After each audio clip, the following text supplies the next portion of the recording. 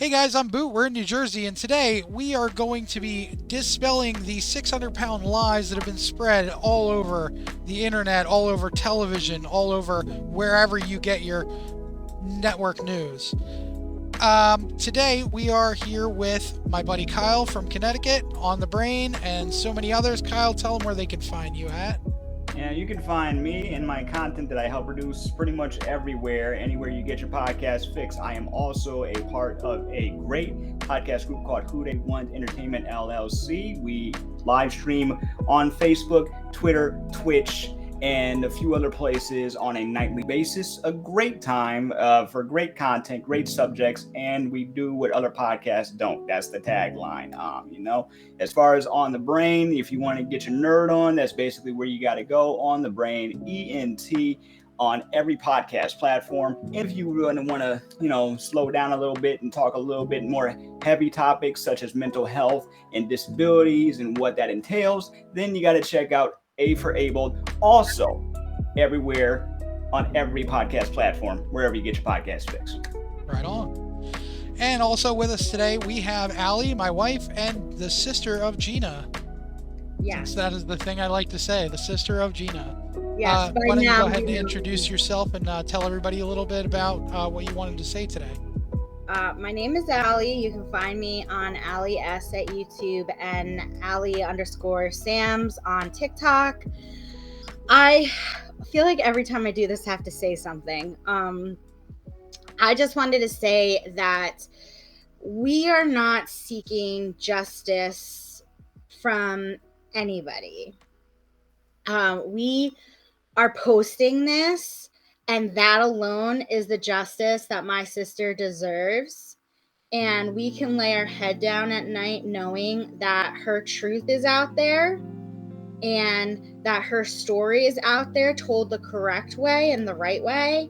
And yeah, like that's okay for us. So no matter what happens once this goes out on the internet, no matter what people say, no matter how many people try to twist and turn it, that is not on us. And that's it. So. All right. Well said. Well said. Yeah, absolutely. So today, if you guys have followed up to this point, we are, again, doing it with no commercials. So the timestamps will be with no commercials, just so you know. Start of this video, it says there's this is the second month. It was actually only 2 weeks later. And we'll get a little more into that when we get to the next section. So right off the bat, it was funny that we saw her just ask, "Can I get out?" Yeah. She wasn't asking Beth. She was asking the production team. So it's kind of like, "Can I get out?" Yeah, okay. Wait. Why would she need to ask the production unless they needed to do another take? Right, exactly. Like they had to make sure they got the take. That's why. Yeah, that might have been another take. Yeah, that's very possible. But they made it seem like she was talking to Beth.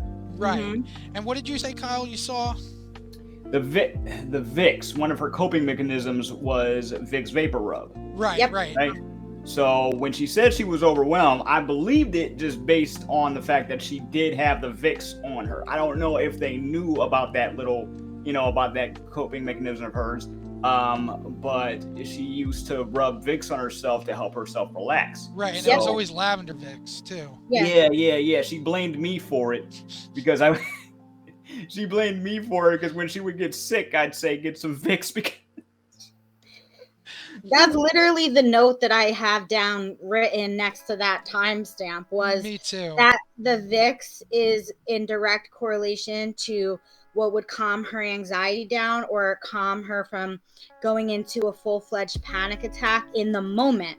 Yeah, so, and then, besides the fact that this was her seeing my family for the first time, plus cameras as well. Yeah. Gina was not somebody that liked all the attention on her. Right. So that brought a lot more anxiety to her. And what wasn't established in the story was the behind the scenes issues that were going on with our dad at the time. That was also causing extra anxiety and stress on everybody. Mm-hmm. And so you don't see that. Right. It just happens to be that, like, they make it about her weight, make her say about how, like, she's not sure that the chairs will hold her and all this You stuff. didn't even get. Oh yeah, no, we Yeah, did. she did. She Yeah, did she say did say that. that. I remember. And so in the script that they had her read, she just said it. Yeah. And that's something that it's just mind-blowing, because it was never her weight. She had agoraphobia. She was afraid to leave the house. She hadn't left the house in a while. She was actively battling with that. Right. Now, Kyle picked up on the Vicks right away. Yeah. Which is, people who know her know these things. Mm-hmm. And people who don't know, like the people that came out for blood on the internet, they have no idea about these things. So for Kyle to pick it up, like, Kyle's not always around, but Kyle knew Gina and was in contact with her quite frequently. So he was able to pick that up. Just to see that somebody else can see that and pick it up that quick. But a lot of these people that were making comments don't know my sister. Right, and exactly. It wasn't established to say that she has this agoraphobia. Right. Again, back in the few episodes, we talked about how they only talked about my diagnosis, right, never my sister's. And here's the other thing is that, like you said, they only want to focus on her weight. They do not focus on her panic attacks, anxiety, agoraphobia, none of that. Or and that becomes a reoccurring. What was that? Right. What she was doing, what she was doing, and how you guys were helping her with her, with her anxiety and all that stuff, because she wasn't like at this point, she was actually starting to show signs of real recovery. Yeah. And that's only based on from what she told me, because there was a time where she couldn't move. Right, of course. So from going to that to being able to get up on her own and get inside of a car or walk from one place to another was a huge accomplishment that they didn't even acknowledge at all. Now I do have to ask one thing though. Yeah. Did she have to have help tying her shoes? Because I don't recall. Yeah. Yeah, she did. She did? Yeah. Okay. Yeah. As far as putting her shoes on and tying them, that's what she needed help with. So, because it was hard for her to bend that far. Okay, which is surprising, because the girl could drop it like it's hot. you know what I mean? See, that's the other thing I wanted to say really fast is the term immobile is thrown around a lot. And my sister even threw that out there a lot pre to being on this show. Yeah. But I don't think she fully understood what being immobile is, because when you're immobile, that means you cannot move at all. So that means if you have to go to the bathroom or to get cleaned up, like all of that is being immobile. She was walking and going to the bathroom. Nobody was assisting her. She could wash herself. She can go in the shower. Like, this is even before the show aired. So immobile, she wasn't as immobile as it seemed.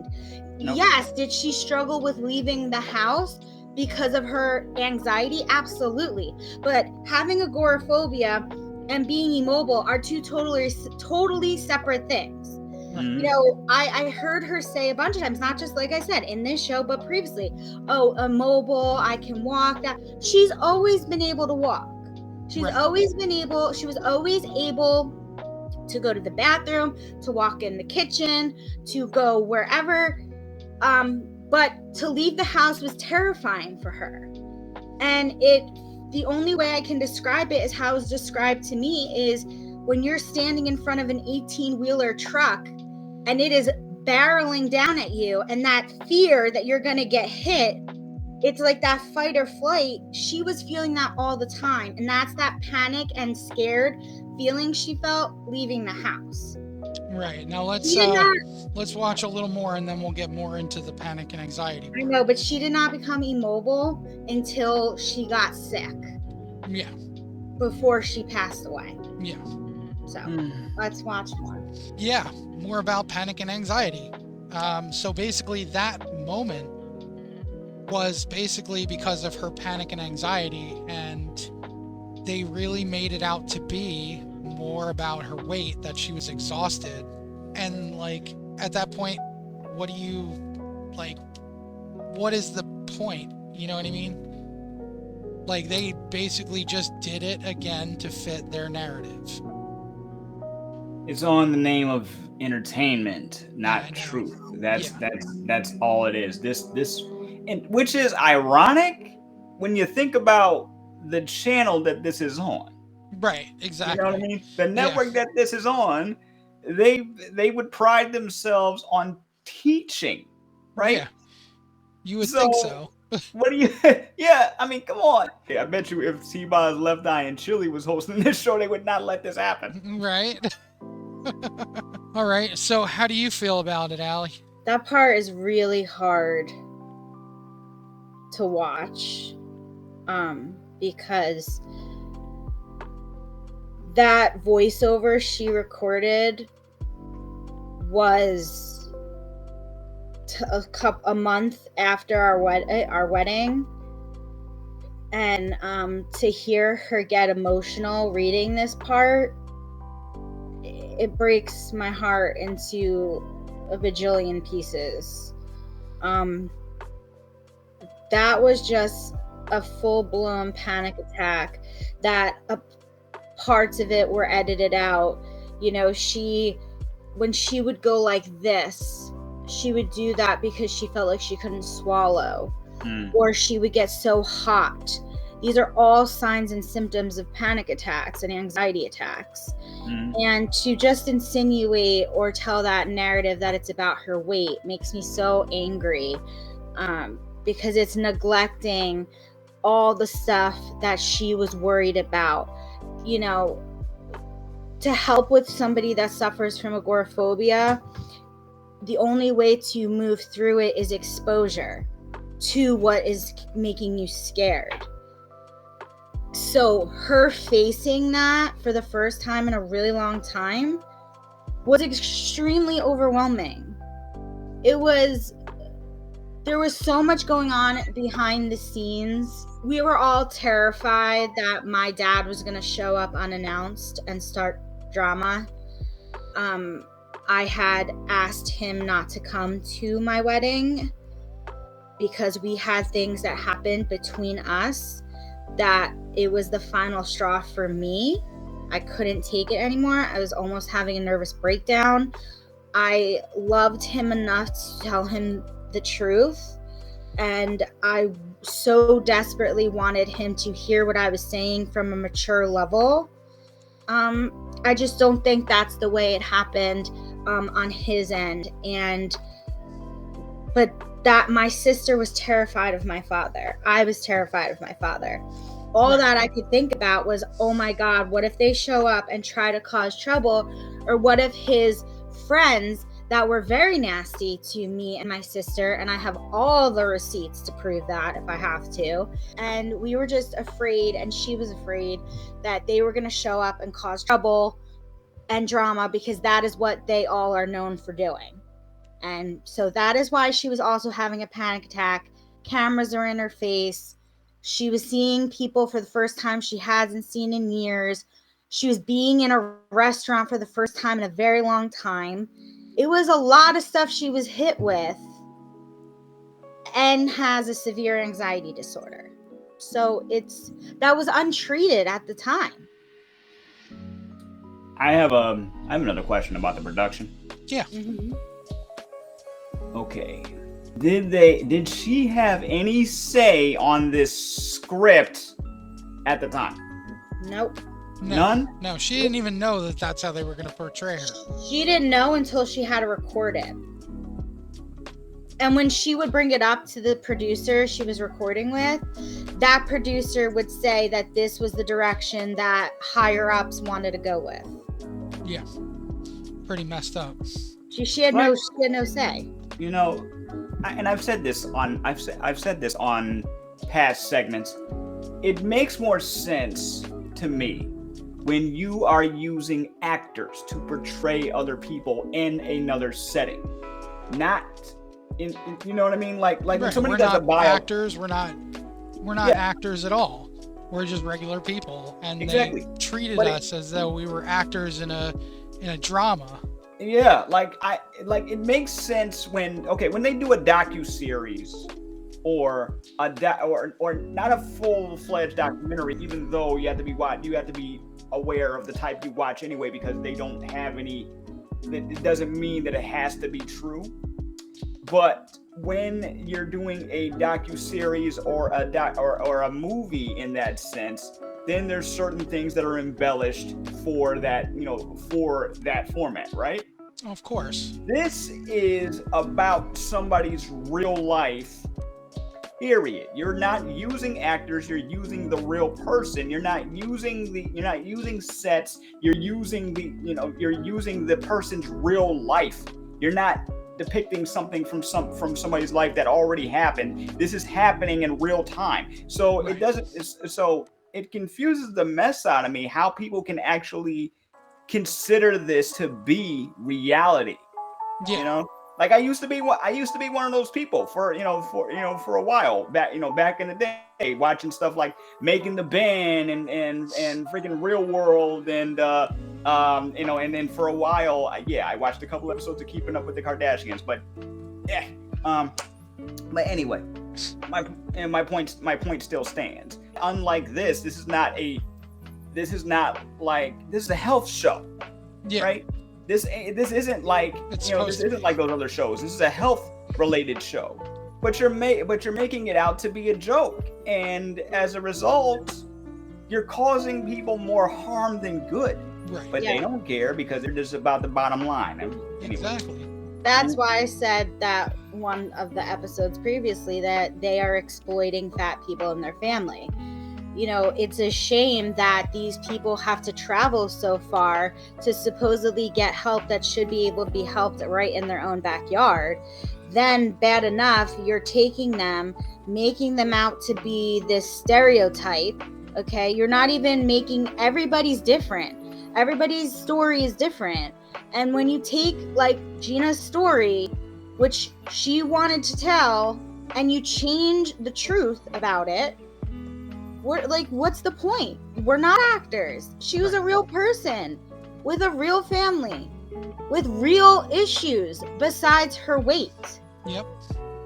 And, sitting there and judging her for a show, you can't even say it was her. Like that, the person in this show is not who my sister was at all. No, And definitely that not. makes me angry. That's when I get angry. Rightfully so. It's terrible. And I don't know. It's really, this whole thing is just, It's a lot. it's very taxing on my own mental health, but I do this because my sister deserves it.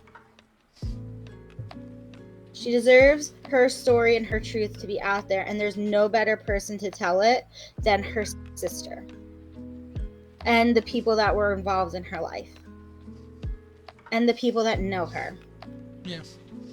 Okay, so Allie, care to tell us a little bit about that scene and why it was that you were laughing at the end of the scene? I believe at that point Gina had already left. And I was walking over, I was getting very upset about my dad not being at the wedding. I was feeling a lot of feelings, and not just feeling scared that he would want to start trouble on the happiest day of my life, but also just feeling really sad that he wasn't going to see it and be there. And then everything with Gina, I was really feeling upset because she was having a hard time because of her anxiety. And so what ended up happening is I was crying. My aunt and my brother-in-law came over to me to console me. And all of a sudden, I was rushed with TV cameras. The camera crew literally ran at me. And I'm like, happening. And when I get nervous, I laugh. Right, of course. And they made me say that it was because of Gina. Mhm. And that's why I was also laughing, because it wasn't because of Gina. Right, because They it was a were setup. controlling me because I was talking about my dad, genuinely how I was feeling. And I was like, I can't even explain to you what it looked like, because my aunt had her back turned against the camera, but I could see them because they were directly in my it was like, as soon as they saw tears coming down my face, they ran at me. Yeah. And And then you were just kind of like laughing at that moment, and you were like, you're crying and you're laughing because they're coming right at you, and it's also, so like, awkward. they did an interview with me after that, like a quick interview that never made it to the show. But again, it was just a lot of prompting about my sister. And obviously I was concerned about Gina with her anxiety, but it was twisted due to her weight. Or would have been if it made it in. That's probably why it didn't make it in, because I didn't mention her weight. Yeah. I probably mentioned her anxiety too much, and that didn't fit their storyline. Or the anxiety of your father possibly showing up, or somebody he knows showing up and starting trouble. Right, but also, what happened, Kyle? It was never mentioned. Right. No, it wasn't. That whole, they kept a lot of my dad, our fears about my dad off the TV show. But it's kind of funny because I heard through the grapevine that he felt like a lot of it was about him, but really there was only like 1 or 2 sentences that Gina said in an interview that related to him directly. Right. Anything else that she said was not, it was more on my mom than him. Right. Yeah, especially the way they had it set up. Yeah. But your dad was, I only met your dad like one time, but based on everything else that you guys have told me since then, the dude was a narcissist. Yeah. So yeah, I mean, look, my dad is gone, and I'm not gonna talk ill of him, but we had a lot of issues, and he did cause a lot of trauma in my life, but that doesn't take away the fact that I loved him and did care about him, and I just couldn't go on being that person he needed me to be. I was just under so much stress, and I just couldn't function anymore with him. And but that's neither here nor there. It just wasn't established. So everything looks like it's, oh my God, because Gina's so fat, she can't make it to my wedding, and blah, blah, blah, blah, blah. Right. Meanwhile, Gina's freaking out about your dad showing up or somebody showing up, and she just doesn't want to be there because exactly, and just having normal anxiety. Right. Exactly. And she was very sick. Right. Oh yeah, that on top of it. Yeah, she was really sick. I remember when I got there, she had like, her voice was froggy. She was just not really feeling up to doing much of anything. She was, she was sick. She was very sick. I'd almost think that she had COVID if I didn't know better. It was just a lot before it even came over. A lot of things happening at once. Yeah. And I mean, that was November, cold and flu season. Exactly. Right. And if you've never struggled with anxiety or panic, you wouldn't understand. Right. You wouldn't understand why she was feeling that way, because it's not explained. It's chalked up to she's exhausted due to her weight. No, she was exhausted because she was sick and having panic attacks. And if you've ever had a panic attack that lasts hours and hours and hours, it is not fun. It's really so predictable at this point that it becomes like you can't talk about one thing without the other thing. Right. And then that other thing just leads into the next clip and what it's really about. That was a lot to watch. For the third time, it still doesn't get any easier.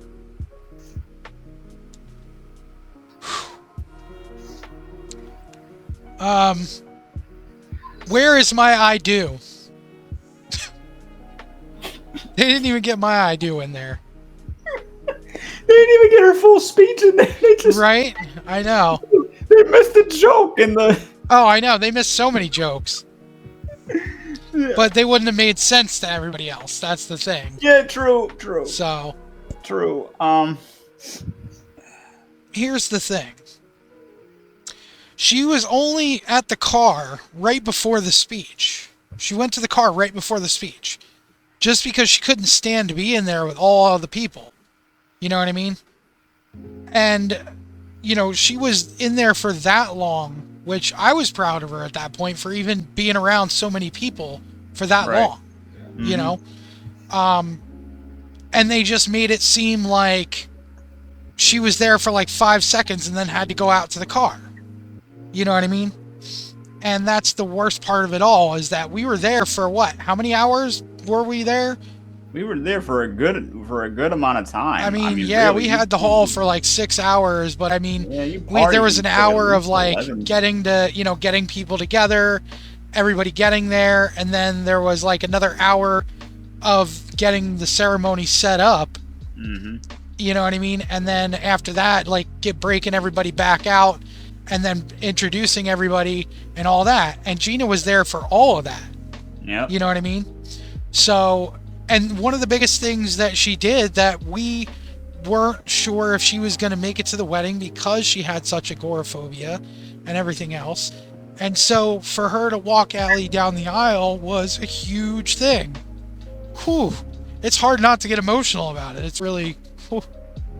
I remember when I think I was on the phone with her when somebody suggested that your mom and her walk you down the aisle, and seeing that again, even though I had seen it before, like I had seen pictures and I was there for everything, and just Yeah. that was beautiful, y'all. Seriously, that was beautiful. Your vows were hilarious. I wish they put our vows in there at least. At least, some of them. I didn't even see anybody like they missed a golden opportunity for some humor because that cake topper is the Oh yeah, your the cake topper with is, Squeak. is the bride and the groom high fiving. That is Yeah. like Yep, and then Squeak behind us. Yeah, and our friend Gail with the got us cat, that one. yeah. So Oh man, and I know this. People watching this episode and people watching this show don't know y'all. Okay, right. that's one thing you got to keep. That's one thing that you got to keep in mind. They But then didn't again, a know lot of the y'all. people who will see this on my YouTube, they all know who we are because Right? we've been on the YouTube. ones that you're like your subscribers that have been there for more than just a few videos. They know at least a bit about you. But I Right. have been around you for a long time, Yeah. and I'm not trying to. I ain't trying to brag or anything about that. It ain't about me. My point is the way that the way that they had everybody portrayed. You know what I'm saying? Yeah. Outside of Beth, because I was only really getting to know Beth at that moment myself. They didn't really know you or your family. Right. So the idea that they even would do this to Gina in the first place, Yeah. it just has me so frustrated because it's like okay, it's like when we know so much about a celebrity only because of magazines or now Twitter and the internet, Right. period, and something and then they do something out of character or something out of what we think they should be doing, and then we have so much to say Right. to complete strangers. You know what I'm saying? People that we don't know anything about until we realize that they're human, right? Yeah. Here, you got people acting like they know her based on just a few things that she had said, a lot that were written down by someone else other than her, and it's flabbergasting to me. It really is. But yeah, I'm done. Al, how are you? It's so hard. It's so hard to watch that. It's so hard to hear her even think for 1 second that I would be disappointed in her.